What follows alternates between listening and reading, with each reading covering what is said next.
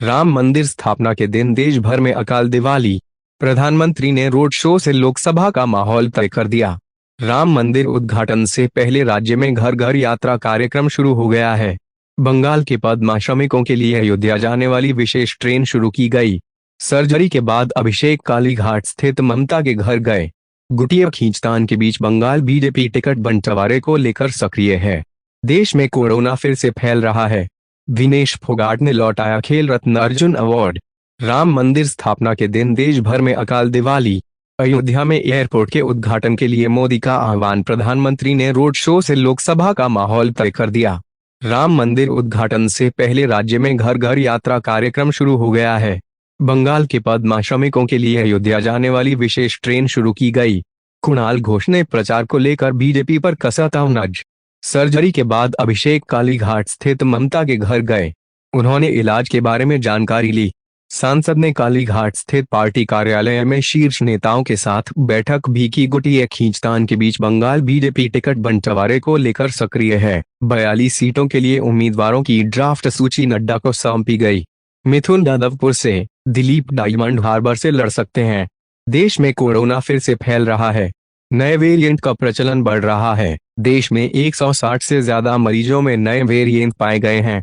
एक दिन में जानलेवा बीमारी से 7 लोगों की मौत। पहलवानों का आंदोलन जोर पकड़ रहा है।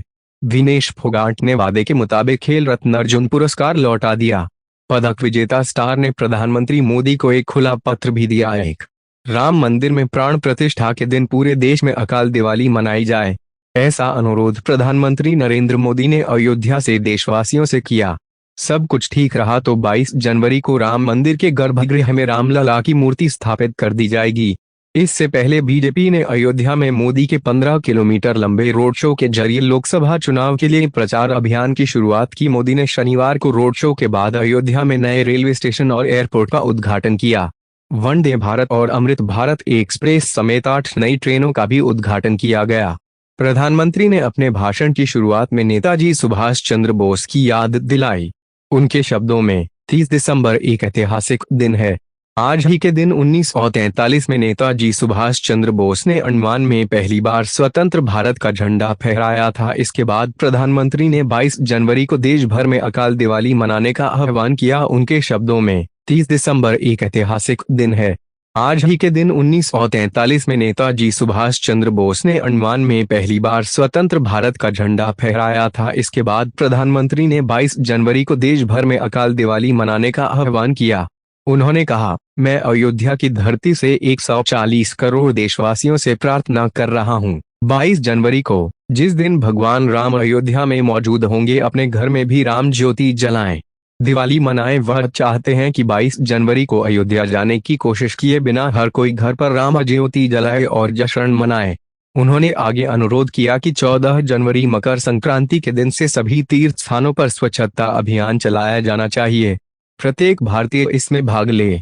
इस तरह राम जन्मभूमि पर खड़े होकर प्रधानमंत्री नरेंद्र मोदी ने एक बार फिर कर्म और धर्म को जोड़ दिया। उन्होंने बताया कि राम मंदिर बनेगा तो धर्म ही नहीं, विकास भी साथ आएगा। राम मंदिर के उद्घाटन से पहले बीजेपी बंगाल में भी खास कार्यक्रम के जरिए प्रचार कर रही है। 1 से 15 जनवरी तक घर घर यात्रा शुरू हो रही है। गेरुआ शिविर लोकसभा चुनाव से पहले राम मंदिर का उद्घाटन कर देश भर में धार्मिक भावना पैदा करना चाहते हैं। घर घर यात्रा का उद्देश्य भी वास्तव में यही है। मालूम हो कि इस कार्यक्रम में बीजेपी कार्यकर्ताओं को घर घर जाकर अयोध्या चलने का निमंत्रण दिया जाएगा। उसके बाद पूरे फरवरी महीने में बंगाल बीजेपी के नेता और कार्यकर्ता अयोध्या में राम मंदिर का दौरा करेंगे। इसके लिए रेलवे पश्चिम बंगाल के विभिन्न स्टेशनों से अयोध्या के लिए विशेष ट्रेनें भी चलाएगा। राम मंदिर के सामने बंगाल बीजेपी के इस कार्यक्रम की तृणमूल कांग्रेस के प्रदेश महासचिव कुणाल घोष ने आलोचना की है। उनके शब्दों में, अगर बीजेपी नेता घर घर जाएंगे तो लोग कहेंगे कि बंगाल का बकाया पैसा दे दो। वहीं तृणमूल कांग्रेस के प्रदेश महासचिव बंगाल में बीजेपी गुट कोंडल पर भी कटाक्ष करने से नहीं चूके। राजनीतिक हलके भी सोचते हैं, पद्म शिविर वोट के लिए प्रचार के लिए राम मंदिर के मुद्दे का इस्तेमाल करने की कोशिश कर रहे हैं।